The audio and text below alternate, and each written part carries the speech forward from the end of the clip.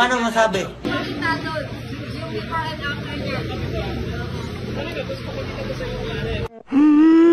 Sige. Shout out. It was at this moment that he knew. He fucked up. Hindi pala. Sige. Ito lang. Akala ko si Kuya pa-shout out eh. Pwede na! Okay, sige. Ayun po. Video, picture na lang. Sige. Picturean ko rin yung mayari. Hoy! Napulangan nyo! Tayo na lang, mag-selfie na lang tayo.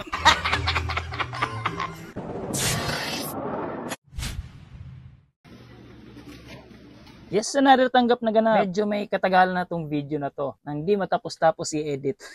Ito nga yung paggawa ni Iranian sa atin na ang galing na magtagalog. Sa laki ng tama ng center post, telescopic at butterfly ng motor niya na PMX 155, parang mapapaiyak na si Sir kasi alam niyang gastos palala talaga. Kaya para mahimasmasan si Kuyang Iranian sa kanyang pinag-aalala, sinabihan ko na lang siyang i-canvas muna niya kung saan siya makamura. I-canvas niya muna yung magkano kung brand new o kahit replacement sana. Pero banggit naman niya, alam kong mura dito magpagawa sa inyo at sabi ng mekanik kong pinagbaklasan sa motor ko. Ika nga niya. Kaya shout out ako kay mekanik na taga Perez lang at nai-recommend mo pa kami dito. Pabiro ko naman sinabi kay Kuya na mura lang yan pag may budget ka. Pero pag wala, mahal talaga yan. Sabay tawan niya eh. Lahat talaga may tama kaya napresyuhan ko si Kuyang Iranian ng 1,850 at naka-breakdown naman lahat. Telescopic, kahit maliit man o malaki ang tama, standard ang singilan namin dyan, 250 per tube. Center post napapalitan na dapat kaso ayaw ni Kuya na magbayad ng 1,200 kaya 800 na lang sa repair. At nakuha naman lahat ang alignment. Pati butterfly at telescopic holder, may tama talaga. Sa singil naming 1,850, humingi pa ng discount si Kuyang Iranian. At nakikita ko sa mga mata ni Kuya na talagang problemado siya kaya diniscount ko na lang ng 150. Pabiro ko pang sinabi sa kanya, kadami-dami yung pera, araw-araw kumukulikta kayo sa mga tindahan. Napasagot agad si Kuya, ay di ako Bombay, Iranian ako. Kaya doon namin nalaman na Iranian talaga siya. Tanong ko rin sa kanya, kung Iranian ka, kilala mo ba si Haddadi at Kamrani? Sabay sagot agad niya, magaling magbasketball yan kaso matatanda na. Kaya doon naniniwala na ako na talagang Iranian siya. Mga alas 10 pala dumating si Kuya sa umaga. At habang sinisimulan na namin ang gawa, sinabihan ko naman siyang balikan na lang at abutin talaga ng hapon. Sagot naman agad ni Kuya, aantayin ko na lang kasi sakto lang talagang pera ko pambayad sa inyo. Kaya inailaan ko na lang siya. Di ko in-expect na sa lunch break namin na 12 PM to 1. Nag-aantay lang talaga siya at sabi ko sa kanya, kumain ka na ba Kuya? Sabay dukot sa bag niya at may baon pala siyang biskwit. Sabi niya, pwede na to. Piniri ko pa. Grabe talaga kayo makatipid mga Bombay. At sabi niya agad, Bombay, hindi nga ako Bombay. Iranian ako.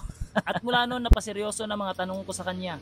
Isipin nyo guys, 7 years na daw siya dito sa Pinas at mula nung pandemic, nabiyahe na lang daw siya ng tricycle at naka-boundary lang siya. Kaya naman siya na-disgrasya kasi gabi hanggang madaling araw biyahin niya. Nakatulog daw siya sa habang minamaneho niyang tricycle niya. Ewan ko ba kung nagsisinungaling lang ba si Kuyang Iranian o totoo yung mga kinukwento niya. Dagdag pa niya, nagpa-vlog daw talaga siya dati kaso mga gamit niya binenta ng kanyang kinakasama. Di ko man tinatanong yung personal life niya pero sinabi niya rin na separated na daw sila. Kinuwento niya rin kung paano sila at bakit sila naghiwalay pero sa kanila na lang yun, mahirap na mangialam sa buhay nila. Nasa kanya daw anak nila, lalaki, at pinakita niya rin picture na anak niya. Piniro ko naman, sabi ko, parang kamukha ng kapitbahay niyo to Kuya. Sagot naman niya, loko ka talaga. Binawi ko naman agad, sabi ko, joke lang, may di-deny pa ba yung mukhang yan, parang Xerox copy talaga sa'yo.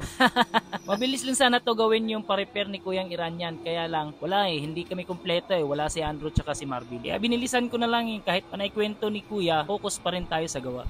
Kaya nung pagkasabi ko ni Kuya na matatapos to hanggang alas 4, na-adjust ko pa at natapos ko ng 2:30 ng hapon. At dito nga ay thankful si Kuya kasi naayos ng tricycle na inaarkilahan niya. At doon nagpayo na rin ako kay Kuya na huwag masyadong isagad sa trabaho ang katawan niya lalo't na't panggabi yung biyahe niya. Sa lahat ng kinikwento ni Kuyang Iranian, napahanga din ako sa kanya kahit daw konti lang pera at kita niya dito sa Pinas kesa daw doon sa bansa nila. Tahimik sa buhay at walang giyera at nakapag-adapt na rin siya kahit papano sa kultura nating mga Pilipino. Again, salamat sa tiwala at nakikita ko rin naman na mabait si Kuya. Pagpatuloy mo kasipagan mo para sa pamilya. Nung pagkabayad pala ni Kuya, nagulat yung mga taga-opisina sa taas kasi humihingi daw si Kuya ng kalendaryo kahit month of May na. At sana'y nagustuhan niyo yung kwento ni Kuyang Iranian. Promise, last na tong kwento sa buong video. At next upload natin ang video with details na sa gawa. So yun lang. Sana'y sinabayan nyo ang kwentong tornero ko. Happy 17K followers sa Team Machinist. Thank you.